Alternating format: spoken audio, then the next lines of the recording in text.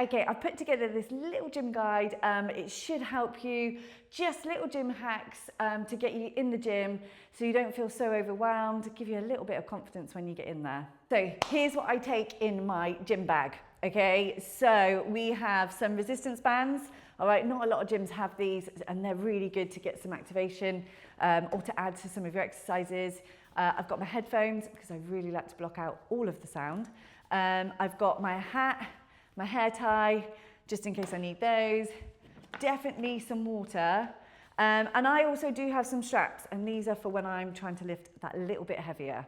So what to wear when you're in the gym, all right? I think you just go with whatever feels confident and comfortable for you. I always wear more baggy stuff over the top just because I hate being cold, and some gyms are just freezing. So I've got joggers, I've got my shorts on underneath, like a big baggy top to wear over, and then I've got a top underneath just when I get really hot and bothered when I'm in the gym. So one of the biggest things that also helps, gives you a little bit of confidence when you walk into the gym, is having a plan, having some form of structure so you know where you're going to be, where you're going to go, what you're going to do next. All right, so if, for example, you were to join the Busy Mums program, you would get an app, and it's got all of your workout, all of your exercises on there, to keep you kind of structured and going during your session. Okay, so pre and post food, okay? So before you go to the gym, it's really important you fuel yourself. I always have Weetabix and a banana.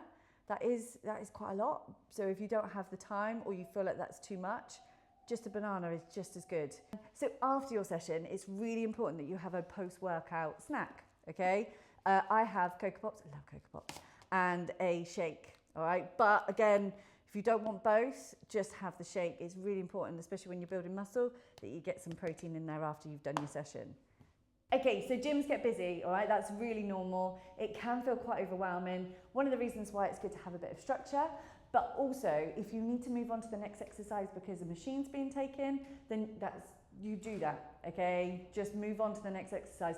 If you're not sure what to do, if you're not sure how to replace an exercise, trying to hit the same muscle group, then ask somebody in the gym, or contact your coach, or contact me if you're in the Busy Mums program.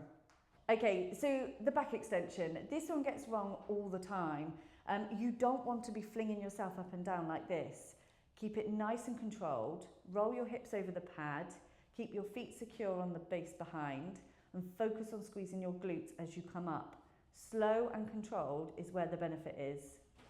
Okay, the deadlift. It's one of, I reckon, the most complex exercises where people get it wrong and they end up hurting themselves. All right, so I'm going to show you just a couple of little tips. All right, feet hip width, knees slightly bent and they stay rigid. Okay, stick your bum to the back of the room. Glide those weights down. Don't bring the weights too far below the knee. And then as you come back up, push your feet back through the floor. Keep it nice, slow and controlled. Start getting pain in your lower back, then stop, reset, get your form right. Okay, one of the things that people quite often ask is how many reps and sets should I be doing? Okay, and what sort of weight should I start with? What I would do is I would start lower, okay, start on kind of a 12 to 15 rep range, and then work your way up, okay? So do 3 rounds of 15. If that feels comfortable, then take the weight up at that point. The best thing you can do is record everything. So every time you go into a session, you improve your reps, your sets, your weights, and you can do that by recording on an app, like the Busy Mums program. One of the things I hear a lot from mums is that they don't have enough time to do kind of a full workout. One of the ways we can get around that is by supersetting your exercises. All right, so it means by putting 2 exercises together without much rest. I would do opposite muscle groups. So if you're doing a leg exercise, superset that with an upper body exercise. So for example, what one we could do is we could do a tricep. Okay, so you finish that one and then you move straight on to a squat exercise. Okay, so you're using your triceps and you're using your lower body, and that gets that done a lot quicker. Okay, so gym etiquette, all right, these are pretty basic, but just in case, all right, wipe down your machine once you've used it. All right, put your weights back. It's my biggest bugbear after you have used them. All right, if you are on a machine, yes, of course you need to take rest in between, but don't sit there and get caught up in doom scrolling or chatting on the phone. Hey guys, so I hope that has really helped you.